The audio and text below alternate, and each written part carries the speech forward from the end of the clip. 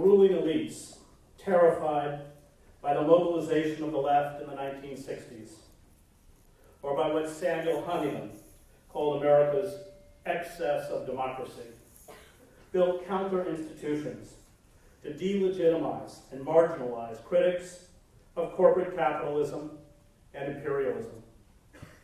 They bought the allegiances of the two main political parties. They imposed ideological obedience to the neoliberal agenda within academia and the press. This campaign, laid out by Lewis Powell in his 1971 memorandum, Attack on American Free Enterprise System, was the blueprint for the creeping corporate coup d'etat that 45 years later is complete. The destruction of democratic institutions, places where the citizen has agency and a voice, is far graver than the ascendancy to the White House of the demagogue Donald Trump. The coup destroyed our two-party system. It destroyed labor unions. It destroyed public education. It destroyed the judiciary. It destroyed the press. It destroyed academia. It destroyed consumer and environmental protection. It destroyed our industrial base. It destroyed communities and cities. And it has destroyed the lives of tens of millions of Americans, no longer able to find work that provides a living wage, cursed to live in chronic poverty, or locked in cages in our monstrous system of mass incarceration. This coup has also destroyed the credibility of liberal democracy. Self-identified liberals, such as the Clintons or Barack Obama, mouthed the words of liberal democratic values while making war on those values in the service of corporate power. The revolt we see rippling across the country is a revolt not only against a corporate system that has betrayed workers, but also, for many, liberal democracy itself. This is very dangerous. It will allow the radical right under a Trump administration to rapidly cement into place an Americanized fascism. Ignorance allied with power, James Baldwin wrote, is the most ferocious enemy justice can have. It turns out 45 years later that those who truly hate us for our freedoms are not the array of dehumanized enemies cooked up by the war machine, the Vietnamese, Cambodians, Afghans, Iraqis, Iranians, or even the Taliban, Al-Qaeda, and ISIS. They are the financiers, bankers, politicians, public intellectuals and pundits, lawyers, journalists, and business people, cultivated in the elite universities and business schools, who sold us the utopian dream of neoliberalism. We are entering the twilight phase of capitalism. Wealth is no longer created by producing or manufacturing. It is created by manipulating the prices of stocks and commodities and imposing a crippling debt peonage on the public. Our casino capitalism has merged with the gambling industry. The entire system is parasitic. It is designed to prey on the desperate, students burdened by loans, underpaid workers burdened by credit card debt and mortgages, towns and cities forced to borrow to maintain municipal services. Casino magnates such as Sheldon Adelson and hedge fund managers such as Robert Mercer add nothing of value to society. They do not generate money, but redistribute it upwards to the 1%. They use lobbyists and campaign contributions to build monopolies This is how the drug company Mylan raised the price of the EpiPen used to treat allergy reactions from $57 in 2007 to $500. To rewrite the laws and regulations, they have given themselves the legal power to carry out a tax boycott, loot the U.S. Treasury, close factories, send jobs overseas, gut social service programs, and impose austerity. They have at the same time militarized our police, built the most sophisticated security and surveillance apparatus in human history, and taken from us our civil liberties by judicial fiat. They are ready, should we rise up in defiance. These mandarins are, if we speak in the language of God and country, traitors. They are parasites. Financial speculation in 17th century England was a crime. Speculators were hanged.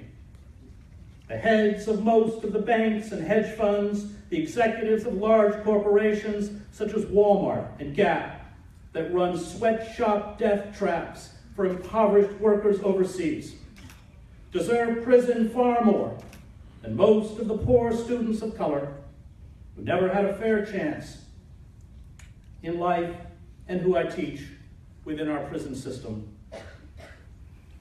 When a tiny cabal seizes power, monarchist, communist, fascist, or corporate, it creates a mafia economy and a mafia state. Donald Trump is not an anomaly. He is the grotesque visage of a collapsed democracy.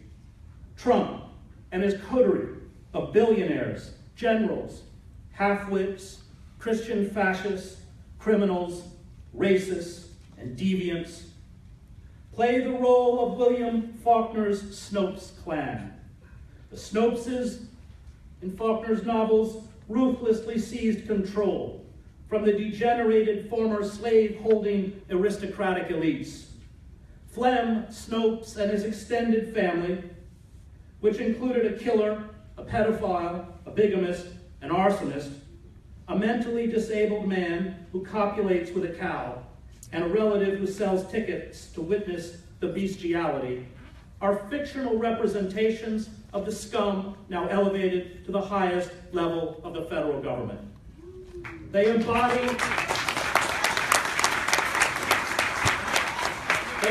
the moral rot unleashed by decay and unfettered capitalism. The usual reference to amorality, while accurate, is not sufficiently distinctive and by itself does not allow us to place them, as they should be placed, in a historical moment, the critic Irving Howe wrote of the Snopeses. Perhaps the most important thing to be said is that they are what comes afterwards, the creatures that emerge from the devastation with the slime still upon their lips. Let a world collapse in the South or Russia, and there appear figures of coarse ambition, driving their way up from beneath the social bottom, men to whom moral claims are not so much as absurd as incomprehensible, sons of bushwhackers and Muziks drifting in from nowhere and taking over through the sheer outrageousness of their monolithic force. They become presidents of local banks and chairmen of party regional committees, and later, a trifle slicked up, they muscle their way into Congress or the Politburo. Scavengers without inhibition.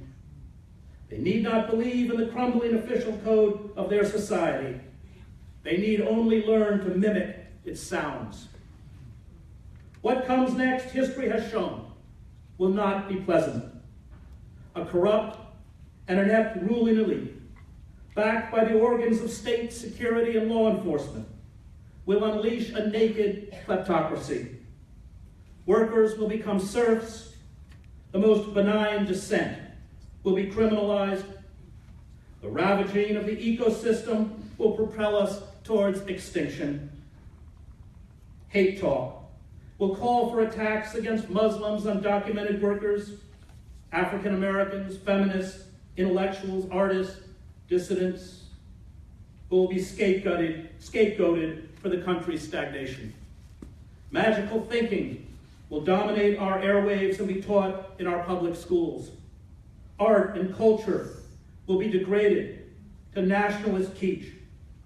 All the cultural and intellectual disciplines that allow us to view the world from the perspective of the other, that foster empathy, understanding, and compassion, will be replaced by a grotesque and cruel hypermasculinity and hypermilitarism.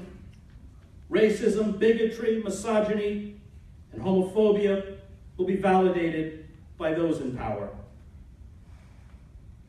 Our only hope now is an unwavering non-cooperation with the systems of corporate control.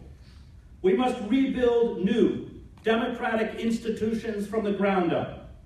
We must not be seduced into trusting the power elites, including the Democratic Party, with 7 leading candidates to be the next chair of the Democratic National Committee demonstrated the other night at George Washington University that they have no interest in defying corporate power or backing democratic populism. And we must also acknowledge our own failures on the left, our elitism, arrogance, and refusal to root our politics in local communities. Rosa Luxemburg understood that unless we first address the most pressing economic and physical needs of the destitute, we will never gain credibility or build a resistance movement. Revolt, she said, is achieved only by establishing genuine relationships with the oppressed, including with people who do not think like us. Successful revolt surges up from below. Politics is a game of fear. Those who do not make power elites afraid do not succeed. All the movements that opened up the democratic space in America, the abolitionists, suffragists, communists, socialists, anarchists, and the labor and civil rights movements, developed a critical mass and militancy that forced the centers of power to respond. The platitudes about justice, equality, and democracy are just that.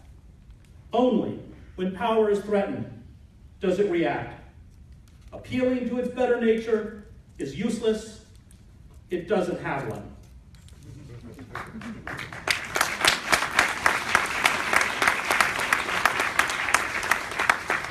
We once had within our capitalist democracy liberal institutions, the press, labor unions, third parties, civic and church groups, public broadcasting, well-funded public universities, and a liberal wing of the Democratic Party that were capable of responding to outside pressure from movements.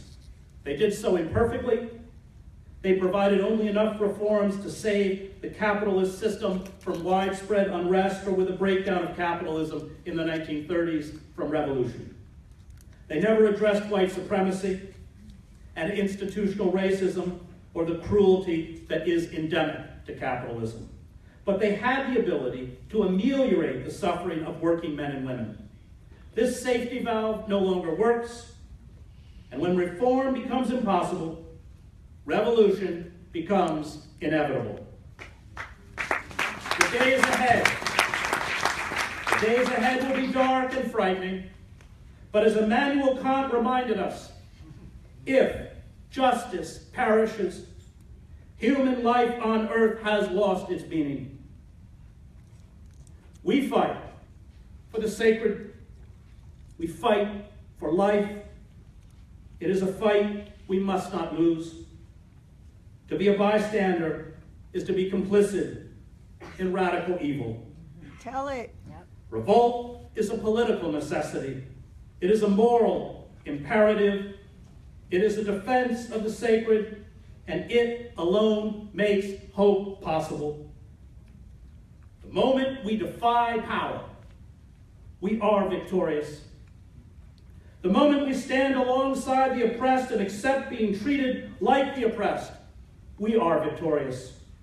The moment we hold up a flickering light in the darkness for others to see, we are victorious. The moment we thwart the building of a pipeline or a fracking site, we are victorious. And the moment those in power become frightened of us, we are victorious. I do not know if we can build a better society. I do not even know if we will survive as a species. But I know these corporate forces have us by the throat, and they have my children by the throat. I do not fight fascists because I will win. I fight fascists because they are fascists. Thank you.